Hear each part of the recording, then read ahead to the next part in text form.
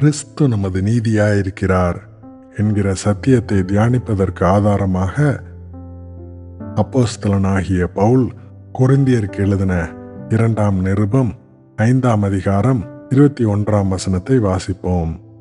நாம் அவருக்குள், அதாவது கர்த்தராகிய இயேசு கிறிஸ்துவுக்குள் தேவனுடைய நீதியாகும்படிக்கு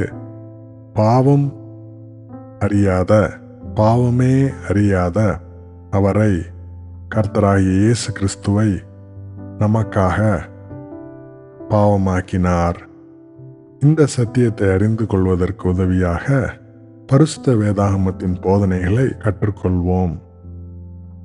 லூக்கா எழுதின சுவிசேஷம் 18ஆம் அதிகாரத்திலே கர்த்தராகிய இயேசு கிறிஸ்து ஒரு உவமையை சொன்னார். தங்களை நீதிமான்கள் என்று நம்பி மற்றவர்களை அற்பமாய் எண்ணின சிலரை குறித்து. 2 மனுஷர் ஜெபம் பண்ணும்படி தேவாலயத்துக்கு போனார்கள். ஒருவன் பரிசேயன், மற்றவன் ஆயக்காரன். பரிசேயன் நின்று, தேவனே, நான் பரிகாரர், அநியாயக்காரர், விபசாரக்காரர் ஆகிய மற்ற மனுஷரைப் போலவும் இந்த ஆயக்காரனைப் போலவும் இராததனால் உம்மை ஸ்தோத்தரிக்கிறேன். வாரத்தில் 2 தரம் உபவாசிக்கிறேன். என் சம்பாத்தியத்தில் எல்லாம் தசமபாகம் செலுத்தி வருகிறேன் என்று தனக்குள்ளே ஜெபம் பண்ணினான். ஆயக்காரன் தூரத்திலே நின்று தன் கண்களையும் வானத்துக்கு ஏறெடுக்க துணியாமல் தன் மார்பிலே அடித்துக்கொண்டு, தேவனே, பாவியாகிய என்மேல் கிருபையாயிரும் என்றான். இந்த பரிசேயன் அல்ல, இந்த ஆயக்காரனே நீதிமானாக்கப்பட்டவனாய் தன் வீட்டுக்கு திரும்பி போனான் என்று கர்த்தராகிய இயேசு கிறிஸ்து சொன்னார். ஏனெனில் தன்னை உயர்த்துகிறவன் எவனும் தாழ்த்தப்படுவான், தன்னை தாழ்த்துகிறவன் உயர்த்தப்படுவான் என்றார். இங்கே ஒரு கேள்வி எழும்பலாம். பரிசேயன் ஏன் நீதிமானாக்கப்படவில்லை? ஆயக்காரன் ஏன் நீதிமானாக்கப்பட்டான்? இதே அதிகாரத்திலே தலைவன் ஒருவன் இயேசுவை நோக்கி, நல்ல போதகரே, நித்திய ஜீவனை சுதந்தரித்துக் கொள்வதற்கு நான் என்ன செய்ய வேண்டும் என்று கேட்டான். இதே போன்ற கேள்வி லூக்கா 10ஆம் அதிகாரத்தில் நியாயசாஸ்திரி ஒருவன் இயேசு கிறிஸ்துவை சோதிக்கும்படி, போதகரே, நித்திய ஜீவனை சுதந்தரித்துக் கொள்ளும்படிக்கு நான் என்ன செய்ய வேண்டும் என்று கேட்டான். நான் என்ன செய்ய வேண்டும் என்கிற கேள்வி இயேசு கிறிஸ்துவினிடத்திலே மீண்டும் மீண்டுமாய் கேட்கப்படுவதை பார்க்கிறோம். நித்திய ஜீவனை சுதந்தரிக்க நான் என்ன செய்ய வேண்டும்? இயேசு கிறிஸ்து அந்த தலைவனிடத்திலே, நீ என்னை நல்லவன் என்று சொல்வானேன்? தேவன் ஒருவர் தவிர நல்லவன் ஒருவனும் இல்லையே.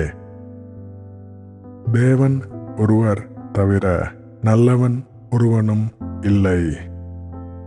ரோமர் நிருபத்தில் வாசிக்கிறோம், நீதிமான் ஒருவனாகிலும் இல்லை, உணர்வுள்ளவன் இல்லை, தேவனை தேடுகிறவன் இல்லை, எல்லாரும் வழிதப்பி ஏகமாய் கெட்டு போனார்கள், நன்மை செய்கிறவன் இல்லை, ஒருவனாகிலும் இல்லை, எல்லாரும் பாவம் செய்து தேவ மகிமை அற்றவர்களானார்கள் என்று வாசிக்கிறோம்.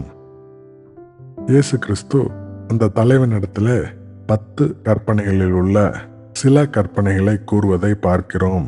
விபசாரம் செய்யாதிருப்பாயாக, கொலை செய்யாதிருப்பாயாக, களவு செய்யாதிருப்பாயாக, பொய் சாட்சி சொல்லாதிருப்பாயாக, உன் தகப்பனையும் உன் தாயையும் கனம் பண்ணுவாயாக என்கிற கற்பனைகளை நீ அறிந்திருக்கிறாயே என்றார். அதற்கு அந்த தலைவன், இவைகளை எல்லாம் என் சிறுவயது முதல் கை கொண்டிருக்கிறேன் என்றான். இயேசு அதை கேட்டு, இன்னும் உன்னிடத்தில் ஒரு குறைவு உண்டு, உனக்கு உண்டானவைகளை எல்லாம் விற்று தரித்திரருக்கு கொடு. அப்பொழுது பரலோகத்திலே உனக்கு பொக்கிஷம் உண்டாயிருக்கும். பின்பு என்னை பின்பற்றி வா என்றார். அவன் அதிக ஐஸ்வர்யமுள்ளவனானபடியால் இதை கேட்ட பொழுது மிகுந்த துக்கமடைந்தான். அவன் மிகுந்த துக்கமடைந்ததை இயேசு கண்டு, ஐஸ்வர்யமுள்ளவர்கள் தேவனுடைய ராஜ்யத்தில் பிரவேசிப்பது எவ்வளவு அரிதாயிருக்கிறது என்றார்.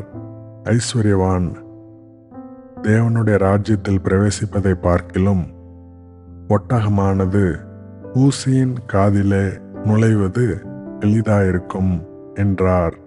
அதை கேட்டவர்கள், அப்படியானால் யார் ரட்சிக்கப்படக்கூடும் என்றார்கள். அதற்கு அவர், மனுஷரால் கூடாதவைகள் தேவனால் கூடும் என்றார். ஏனென்றால் ரட்சிப்பு கர்த்தருடையது.